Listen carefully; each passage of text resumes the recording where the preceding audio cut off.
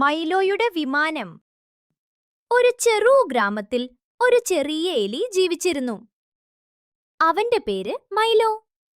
എല്ലാ രാത്രിയും മൈലോ വീടിന് മുകളിലേക്ക് കയറും. എന്നിട്ട് ചന്ദ്രനെ നോക്കിയിരിക്കും. അവൻ പറഞ്ഞു, ഒരു ദിവസം ഞാൻ ചന്ദ്രനെ തൊടും.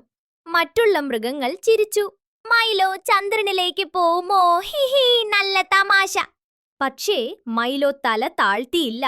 അവനൊരു പ്രത്യേക വിമാനത്തിന്റെ പടം വരച്ചു. ബട്ടൺ, തുണി, ബലൂൺ എല്ലാം ചേർത്തു അവൻ വിമാനമുണ്ടാക്കാൻ തുടങ്ങി. അവൻ പറഞ്ഞു, ഇതിന്റെ വിമാനമാണ്. മറ്റുള്ളവർ അത്ഭുതത്തോടെ നോക്കി നിന്നു. മൈലോ വിമാനത്തിലേക്ക് കയറി. 3, 2, 1. ഹായ്! അവൻ ആകാശത്തിലേക്ക് പറന്നു.